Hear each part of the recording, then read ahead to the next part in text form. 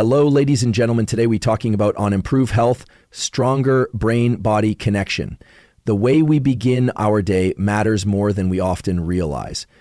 Before we take our first sip of water, before our feet even touch the ground, our brain is already setting the tone for how our body will function. And it all starts with one powerful element: intention.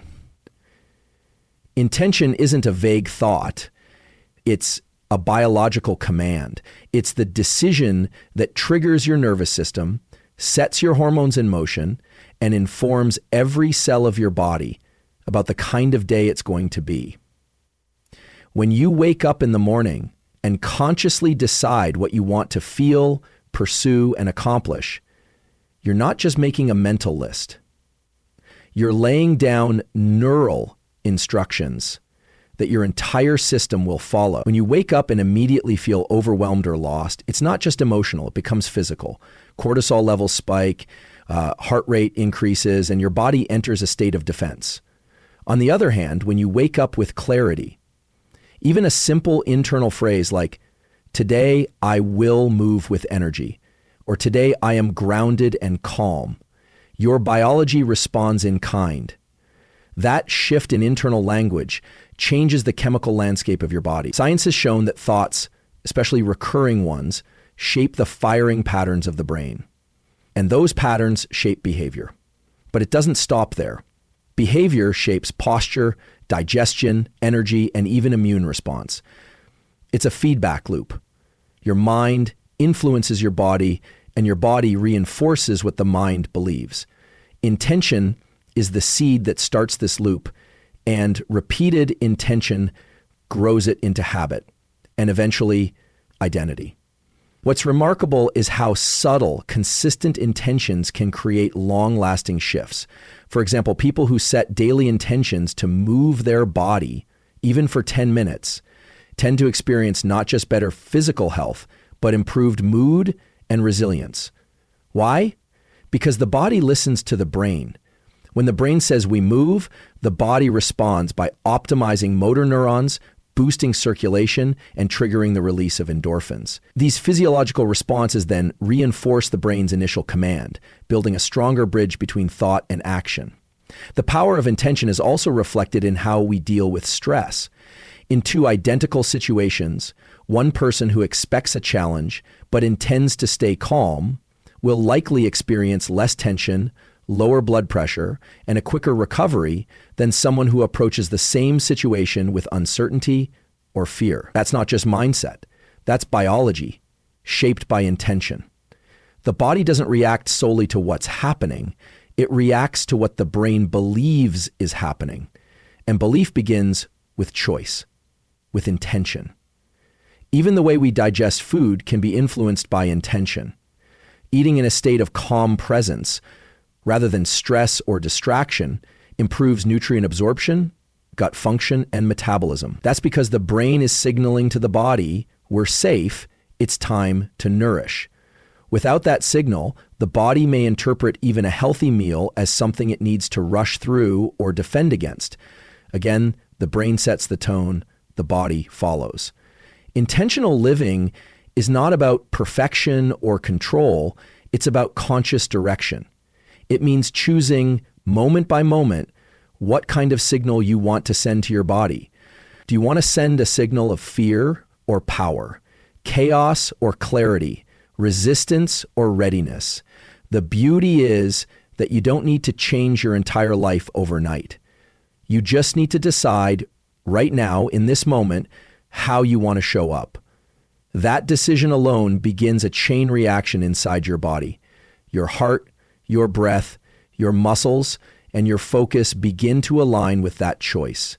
Intention is the gateway to transformation. It activates circuits in the brain responsible for motivation and goal setting, and these circuits are deeply connected to the systems that regulate movement, digestion, emotion, and immune function. Simply put, when you set an intention, your body prepares to follow through. It readies itself like a well-trained team waiting for instructions. Your cells are listening, your chemistry is shifting, your systems are aligning, all based on what your mind declares first. Intention doesn't require willpower. It requires awareness. It requires pausing long enough to choose a direction before the day chooses it for you. And when you do this consistently, day after day, your biology doesn't just follow, it begins to anticipate, to prepare in advance, to align without resistance. Your body stops fighting you and starts working with you. The signals you once had to shout become whispers because your system is tuned in, ready, and trusting your lead. Movement is not just about fitness. It is not merely a physical action or a way to stay in shape. Movement is communication. It is a language spoken between your body and your brain, a form of activation that sends a powerful signal. We are alive, engaged, and ready. When the body moves, the brain listens. It becomes more alert, more focused, more capable of adapting and responding. Every time you walk, stretch, lift, run, or even stand with purpose, you are not just exercising muscles, you are lighting up your mind. Inside the brain, millions of neurons are waiting for a reason to fire, to organize, to synchronize with your environment. Movement gives them that reason. As soon as you begin moving, whether it's a morning walk or just shifting your posture with awareness, your nervous system responds. Neurotransmitters like dopamine and norepinephrine increase, enhancing attention and motivation. Blood flow rises to the prefrontal cortex, the center of decision-making and creativity. Even the hippocampus, a region vital for memory and learning, shows measurable activation in response to physical movement. It's as if the body flips a switch that says, wake up, think clearly, act intentionally. This is why moments of stillness often lead to mental fog and why stagnation can feel like heaviness, not only in the body, but in the mind. When the body is inactive, the brain tends to enter a passive mode. Ideas feel sluggish, focus becomes harder, and emotions can cloud thought.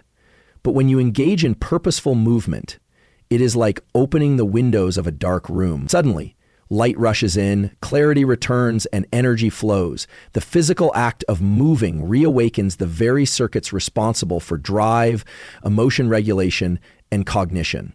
One of the most profound examples of this connection is seen in walking.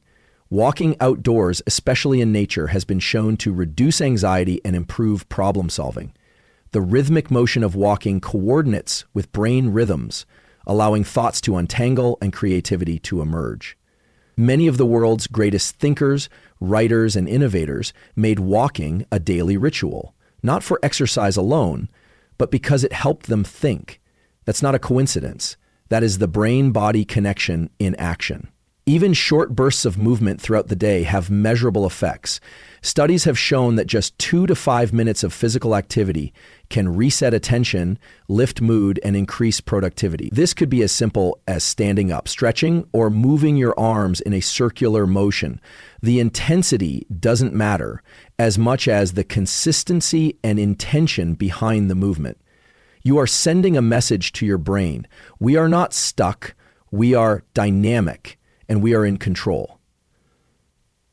There's also something deeper happening, something at the level of identity. When you choose to move, even when it's hard, even when you don't feel like it, you are reinforcing a belief that you are capable, that you are resilient, that you are not a passive observer of your day, but an active participant. That belief gets stored in the body. It becomes muscle memory, not just in motion, but in mindset. The brain begins to expect movement as part of who you are. It begins to associate effort with clarity, action with reward. This is especially powerful when applied to challenges. When faced with anxiety, frustration, or uncertainty, the instinct may be to shut down. But by choosing movement, even just shifting your posture, standing tall, taking a deep breath, and stepping forward, you activate circuits of courage, presence, and problem solving.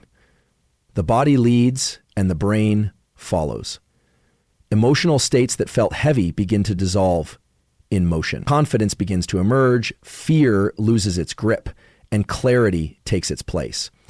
Movement is also a form of self-regulation. It helps modulate stress by regulating cortisol and adrenaline. It influences sleep quality by helping the brain recalibrate its natural rhythms. It sharpens focus by improving glucose delivery to brain cells. In children and adults alike, physical activity has been linked to improved attention, learning, and emotional control. These are not abstract concepts. They are physiological realities rooted in how the body and brain cooperate. When the body is activated, the brain becomes more efficient, more stable, and more aligned with your goals. Focus begins with the eyes. Long before the brain decides what to concentrate on, the visual system acts as the gateway, filtering the world and determining where your attention will go. The direction of your gaze is not random. It's an instruction. When you deliberately guide your eyes, you guide your mind. What you choose to look at and how you look at it shapes your focus, your emotional state, and even your performance. The eyes are more than passive observers. They are extensions of the brain.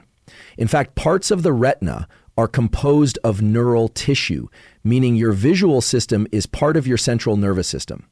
When you narrow your focus, literally, by focusing your eyes on a single point, your brain enters a mode of concentration. This is not metaphorical. The muscles around the eyes contract and signals are sent deep into the brainstem and cortex to prepare for goal-directed behavior. Adrenaline levels shift, heart rate increases slightly, and your system begins to prioritize whatever lies in the center of your vision. This is why athletes train their eyes, not just their bodies, why marksmen steady their gaze before pulling the trigger, why artists squint to sharpen what they see. It's not just about what they are looking at. It's about how that visual engagement tunes their mind for precision, timing, and control. Vision anchors the brain in the present moment.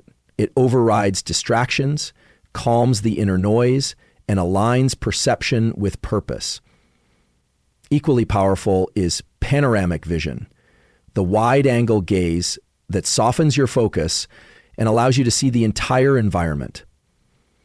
This type of vision tells the brain that you are safe, aware, and not under immediate threat.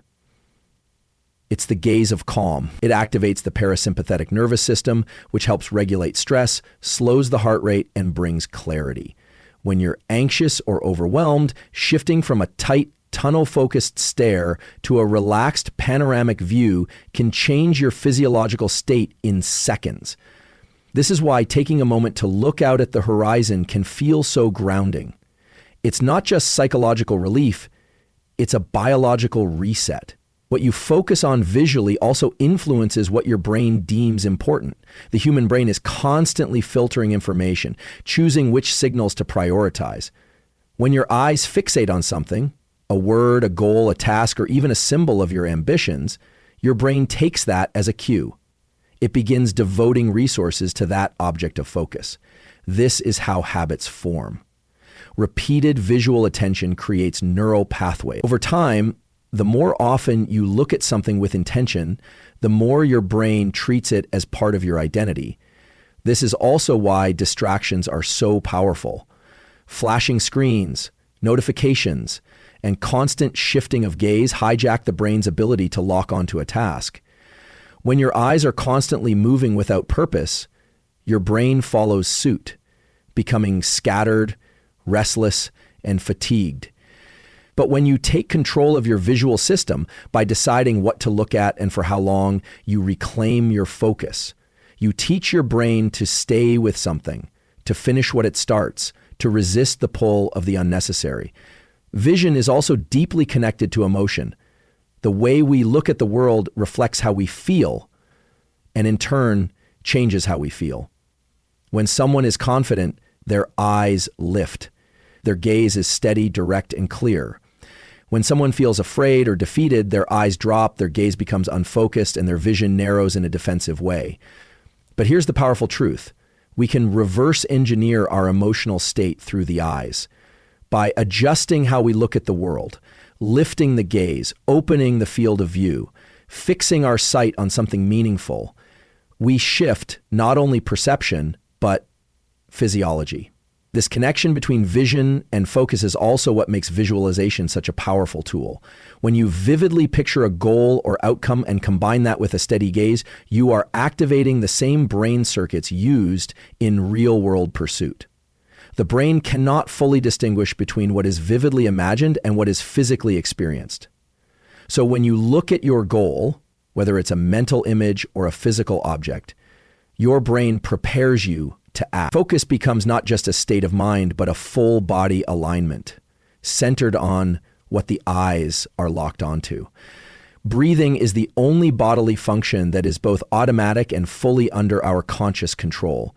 This unique feature gives us a powerful tool, one that is always available and often underestimated. Breath is the remote control of the brain. The way you breathe can shape your emotional state, influence your level of alertness, and even rewire how you respond to stress. It is the bridge between the body's physiology and the brain's state of mind. And when you learn to use that bridge intentionally, you gain access to a level of control most people never realize they have. In moments of stress or panic, the breath becomes shallow, rapid, and irregular. This isn't accidental. It's a signal to the brain that danger is near. The brain responds in kind, increasing adrenaline, speeding up the heart rate, narrowing vision, and preparing for fight or flight. But here's what most people overlook. You can reverse this process by consciously shifting your breathing pattern, slowing it down, deepening it, and creating rhythm. You send a message to the brain that the threat has passed. This creates a cascade of calming signals throughout the body. Blood pressure drops, cortisol levels decrease, and the mind clears. In other words, the body follows the breath and the brain follows the body. Different breathing techniques serve different purposes. A slow nasal inhale followed by an extended exhale can instantly engage the parasympathetic nervous system, the part responsible for rest, recovery, and clarity. It's a biological reset button. On the other hand, short, forceful breaths through the nose can energize and elevate alertness. It's not just about taking in air. It's about using air to tune your internal state. Through breath, you can lift yourself out of mental fatigue, reduce anxiety in high-stakes moments, and sharpen your focus when it matters most. Breath also plays a critical role in mental resilience. When facing adversity, discomfort, or pressure, the ability to control your breath gives you an edge. It creates space between stimulus and response. That space is where clarity lives. It's where your decisions are no longer driven by panic, but by purpose. Breath gives you that pause, that fraction of a second where you can choose how to act rather than react. In that moment, you stop being controlled by the situation and start leading yourself through it. One of the most overlooked aspects of breath is its connection to posture and movement. When your breathing is shallow, your chest collapses and your spine compresses. This physical contraction is a cue to the brain that you are in defense mode. It reduces confidence, disrupts thinking, and creates a loop of limitation. But when you expand your lungs fully, when you stand tall and breathe with intention, your entire body communicates strength. The brain interprets this posture and breath combination as readiness. It starts producing neurochemicals associated with focus, drive, and alert presence. It's not magic, it's physiology in action. Even creativity and emotional processing are influenced by breath. When the breath is steady and slow, the brain enters a rhythm that's more conducive to problem solving and insight. This is why so many people find breakthroughs during walks, meditation, or after deep breathing exercises. The breath stabilizes the inner world, allowing the mind to explore new connections without being overwhelmed by noise or distraction. It becomes easier to access intuition, to hear your inner voice, and to think beyond the surface. In times of emotional struggle, the breath can serve as a compass. When the mind is clouded, confused, or consumed by chaos, returning to the breath is like returning to a place of truth. It reminds you that you are not your thoughts, not your fears, not your past. You are the one observing all of it. And the observer always has control. Just one breath, fully in, fully out, can shift everything. It doesn't erase the problem, but it changes your relationship to it. It gives you space, power, and presence. From ancient traditions to modern neuroscience, breath has always been a cornerstone of mastery. Not because it is mystical, but because it is mechanical, a tool that taps directly into the operating system of your brain. With each breath, you are choosing your state. You are deciding how to feel, how to act, how to show up. Breath is not just oxygen. It is signal, it is intention, it is access to your highest self. The brain is not fixed. It is not a rigid organ bound by the circumstances of your past or the limitations of your present. It is dynamic, adaptable, and moldable. What you do every single day, especially the small repeated actions, shapes the very structure. The body is not just a machine responding to food, sleep, or exercise. It is a living mirror, reflecting the thoughts you carry, the beliefs you hold, and the mindset you embody. Mindset is not some abstract idea floating in the clouds of motivation. It's the driving force that signals the body how to function. The way you think has the power to shift the way you move, breathe, recover, and perform. It influences energy, immunity, strength, and even the way your cells respond to stress. The connection between mind and body is not symbolic. It's physiological. Science now shows what ancient wisdom has known all along. Your thoughts can shape your biology. When you believe you're strong, the body recruits strength. When you believe you're capable, the nervous system fires with purpose. When you believe healing is possible, the immune system gets the message. The placebo effect is not a trick. It's the clearest evidence that belief alters biochemistry. And if belief can spark healing where there was pain, imagine what an empowered mindset can do for performance, focus, endurance, and resilience. Your posture, tone of voice, and movement patterns are often downstream effects of how you think. Defeat begins in the mind long before it appears in the muscles. A person who constantly thinks, "I can't," will walk with less energy, speak with less clarity, and act with hesitation.